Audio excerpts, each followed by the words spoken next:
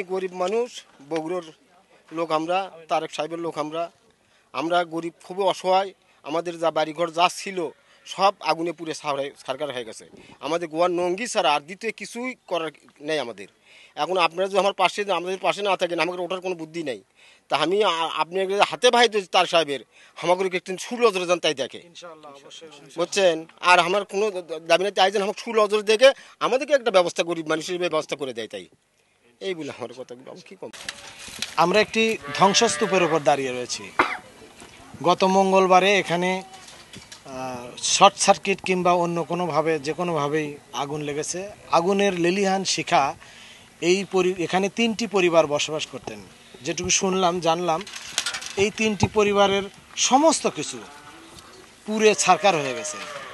এখানে এসে জানতে পারলাম যে এই পরিবারের যারা এখানে টিনের বাড়ি বা টিনের চালা নিয়ে বসবাস করতেন, তারা ধীরে ধীরে সঞ্চয় করছিলেন তারা একটি বাড়ি করবে বা একটি ঘর তৈরি করবে।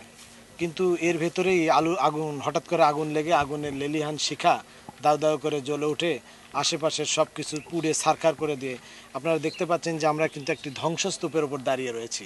এবং এটা হচ্ছে বগুড়ার সদরের চকঝপু জিগাতলা সাবগ্রাম ইউনিয়নের ভেতরে এই এলাকাটা। আপনারা জানেন যে এই এলাকাটা আর ঠিক পাশেই গাবতলী শাহজাহানপুর এলাকা, যে এলাকায় শহীদ প্রেসিডেন্ট জিয়াউর রহমানের জন্মভূমি, জন্মস্থান।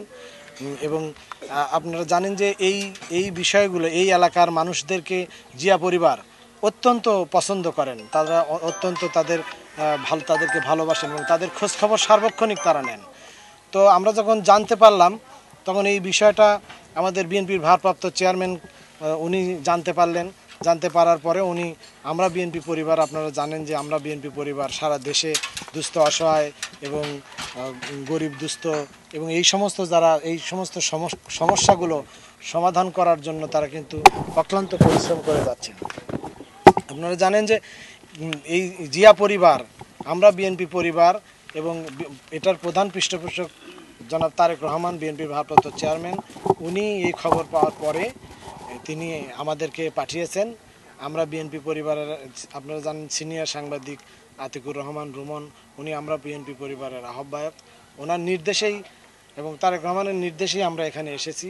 এখানে এসে একটু দেখলাম যে কি পরিস্থিতি। এখানে এসে দেখে এতই খারাপ লাগলো যে সমস্ত কিছু পুড়ে ছারখার হয়েছে।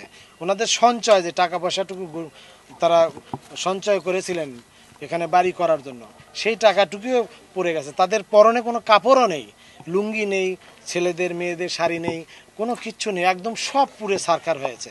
তো আমরা মনে করি যে বিএনপি পরিবার তাদের পাশে আছে, আগামীতে থাকবে।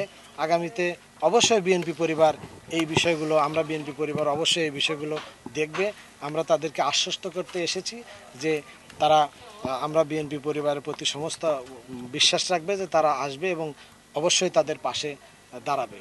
এবং আমাদের যে, আপনারা জানেন যে এই দুস্থ অসহায়ের পাশে কিন্তু সব সময় আমরা বিএনপি পরিবার, বিএনপির ভারপ্রাপ্ত চেয়ারম্যান তারেক রহমানের পৃষ্ঠপোষকতায় আমরা বিএনপি পরিবারের আহ্বায়ক সিনিয়র সাংবাদিক জনাব আতিকুর রহমান রুমন ছুটে যাচ্ছেন টেকনাফ থেকে তেঁতুলিয়া এবং অক্লান্ত পরিশ্রম করছেন যাতে এই মানুষের, অসহায় মানুষগুলার সহায় হওয়ার জন্য এবং সেইখানে সাহায্য সহযোগিতা এবং তাদের সহমর্মিতা জানানোর জন্য ছুটে যাচ্ছেন।